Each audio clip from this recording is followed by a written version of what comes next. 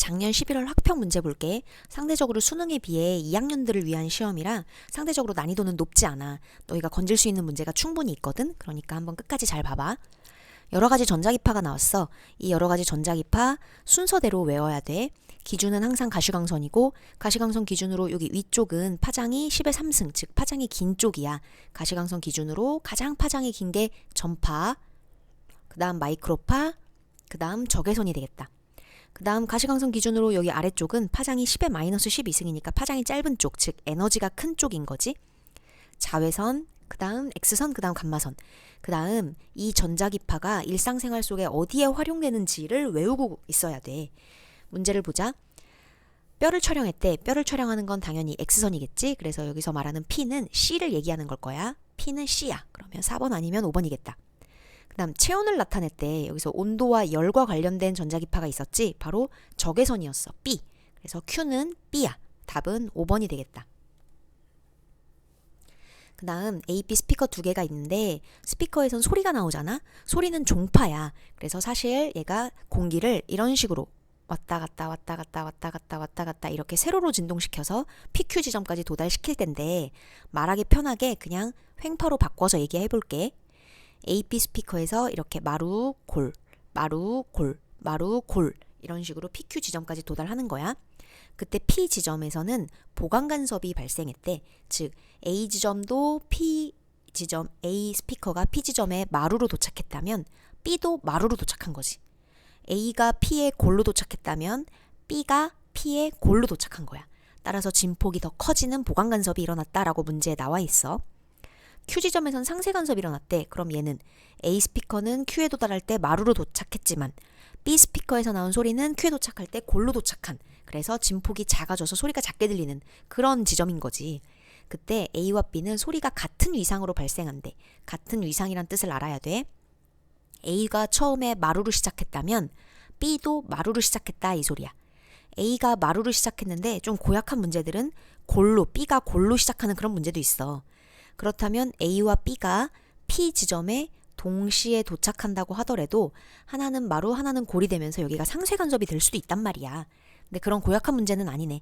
얘가 같은 위상으로 출발해서 P가 보강, Q가 상쇄를 간섭을 일으키고 있대. 기억, 중첩된 소리의 진폭은 P가 크다. 진폭이 큰 게 보강 간섭이잖아. 따라서 보강 간섭이 상쇄 간섭보다 진폭이 크니까 기억은 맞는 말이야. 니은 A, B에서 발생한 소리의 위상은 Q에서 서로 반대다. Q는 상쇄 간섭이 일어나니까 당연히 A와 B의 소리의 위상, 마루, 골 이게 당연히 반대로 합쳐져야 상쇄 간섭이 일어나는 거잖아. 따라서 니은도 맞는 말. 디귿, B에서 발생하는 소리의 위상을 반대로 시작하면 지금은 A, B 소리가 같은 위상으로 얘가 마루면 쟤도 마루를 시작했잖아. 근데 이번에는 위상을 반대로 한대. A가 마루를 시작하면 B가 골로 시작하는 거지.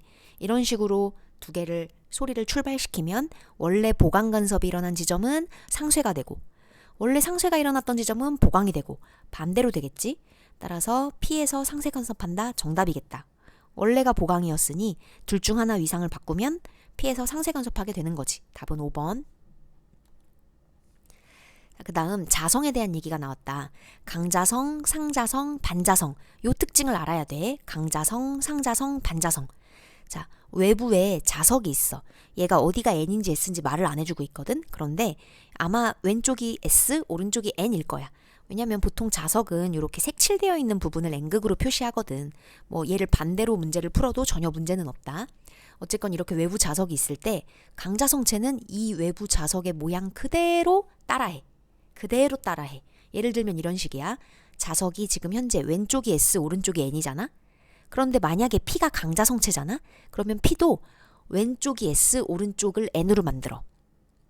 그러면 강자성체는 자석과 가까이 있을 때 P의 오른쪽, 즉 N극, 막대 자석의 왼쪽, S극이 가까워지면서 인력이 일어나게 되겠지. 그래서 강자성체는 외부 자기장을 그대로 묻히고 플러스 인력이 일어나는 바로 걔가 강자성체야. 그럼 반자성체는 외부 자석과 반대 방향으로 자기화되는 게 반자성체거든.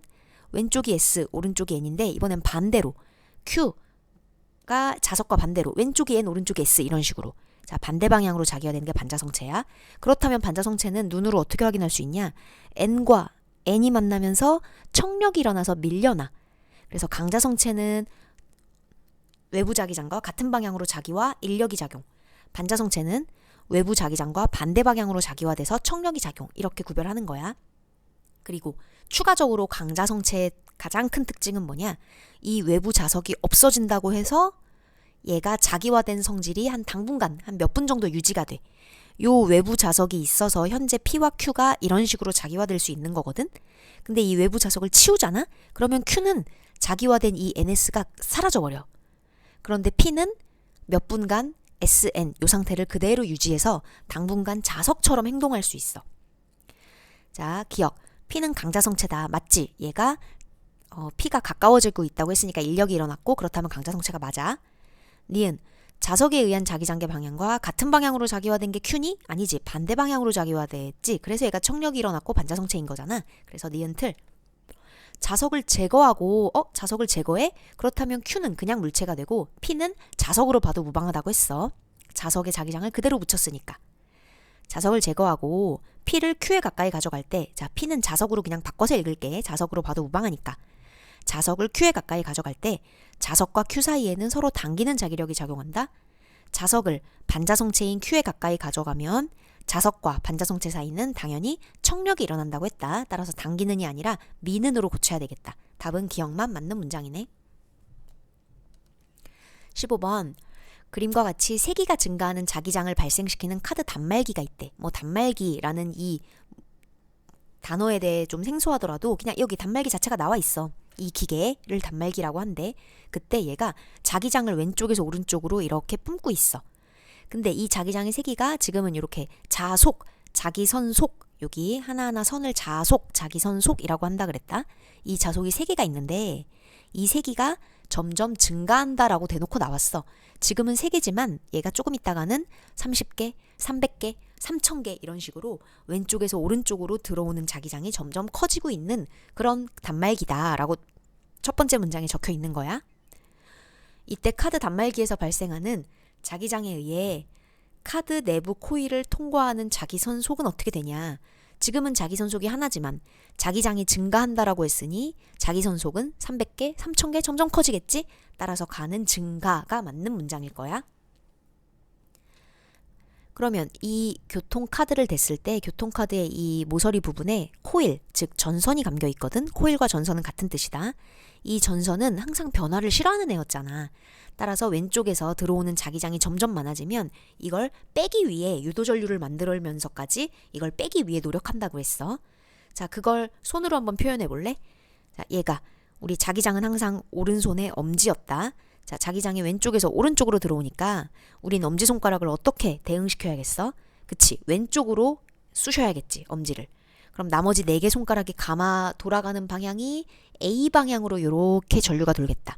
자, 여기에서 이렇게 뒤로, 아래로, 앞으로 이렇게 내가 지금 움직이고 있는 이 방향이 교통카드 코일에 돌아가는 유도 전류의 방향인 거지. 자기장의 변화를 싫어한다, 자속의 변화를 싫어한다를 기준으로 유도 전류의 방향을 찾는 거야.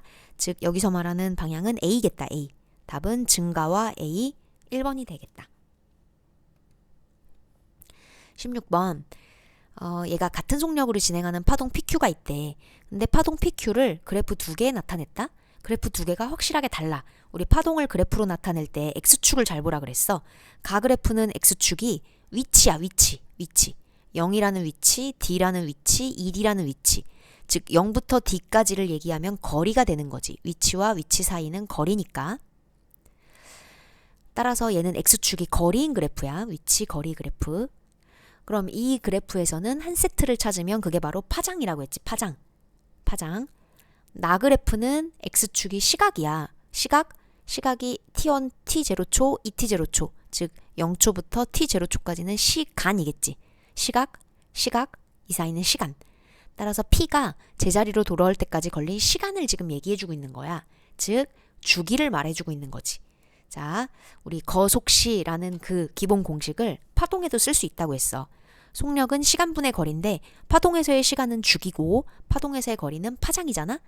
그런데 이 T와 람다를 모두 다 그래프로 알 수 있어. 가그래프를 따져서 한 세트를 찾으면 파장이고 나그래프를 찾아서 한 세트를 찾으면 그게 바로 주기잖아. 그 다음 T분의 람다라는 요 식도 있지만 F람다라는 식도 기억해야 된다고 했어. 주기와 진동수는 역수관계이기 때문에 F람다로 써도 괜찮아. 기억부터 풀어볼게. 진폭은 P가 Q보다 작다. 자, 진폭의 정의를 알아야겠지? 0을 기준으로 마루까지 또는 0을 기준으로 골까지의 그 높이를 말하는 게 진폭이었다. P는 0 기준으로 높이가 한 칸이야, 한 칸. P는 한 칸, 진폭 한 칸. Q는 두 칸이잖아. 따라서 진폭은 P가 작다. 맞는 문장이네. 니은 P의 속력이 이거분의 이거냐. 속력 공식 우리 T분의 람다로 알고 있잖아. 여기다 넣어보자. P라는 애의 T, 주기는 나 그래프를 보면 P의 주기를 알 수 있네. 주기 몇이야? 2T0. 자, T 자리에다가 주기 자리에다가 2T0를 넣자. 그 다음 람다 자리엔 뭘 넣어야 될까?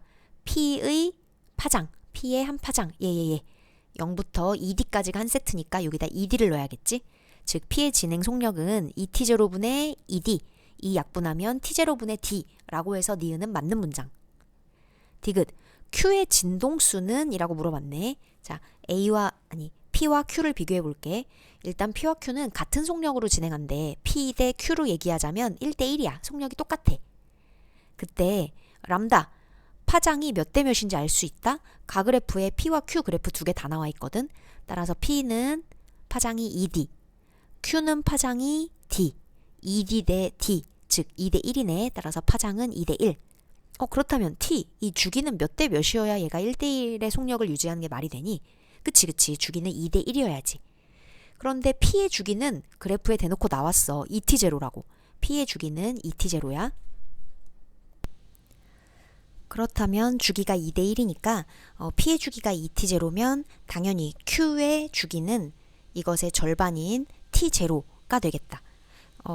Q 그래프가 나 그래프에 나와 있지 않아서 주기를 찾지 못한다라고 생각할 수 있겠지만 P와 Q의 비율을 따져서 우리가 Q의 주기가 T0라는 걸 알게 된 거지.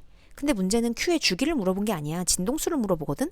우리는 주기와 진동수가 역수관계란 걸 알고 있잖아. 따라서 Q의 주기가 T0라면 Q의 진동수는 T0의 역수, 즉 T0분의 1이다 라고 대답하면 되겠다. 근데 문제는 4T0분의 1이라고 나왔으니까 틀렸네. 4를 지우면 정답이 될 수 있겠다. 그래서 답은 기억 니은만 정답. 17번. 이게 마지막 문제고 제일 어려웠던 문제야. 너희가 이번에 꼭 맞았으면 좋겠어. 이 이상의 어려운 문제는 전반사에서 나올 수 없어.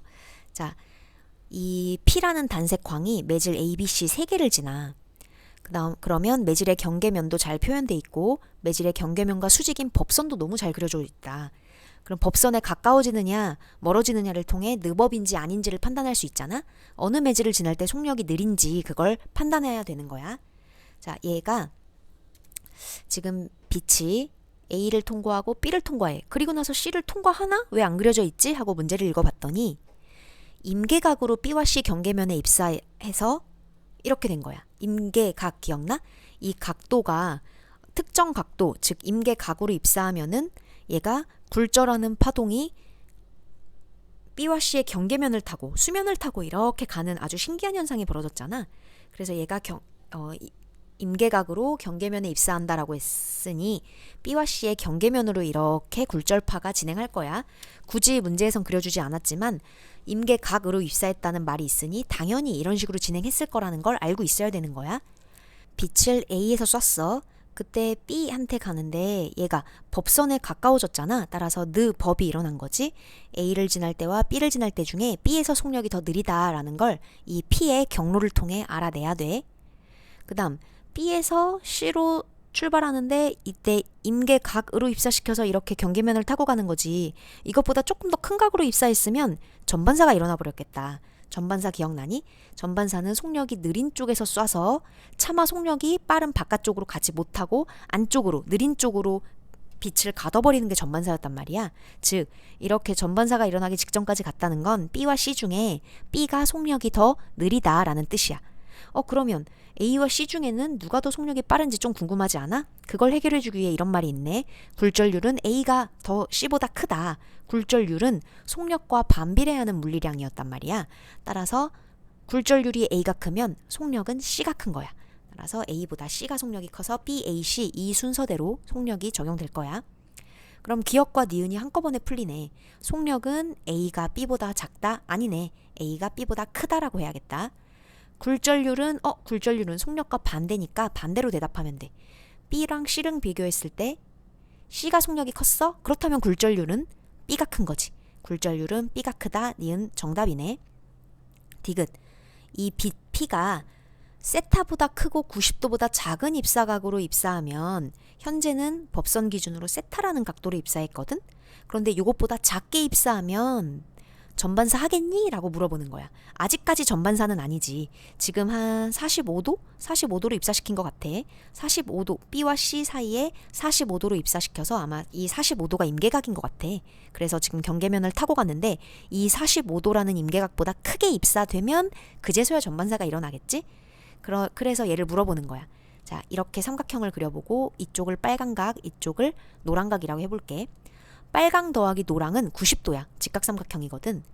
그리고 여기 문제에서 뭐라 그랬냐면 세타보다 크고 90도보다 작은 입사각, 즉 현재 이 각도보다 조금 더 크게 입사시키면 이라고 물어보고 있는 거야.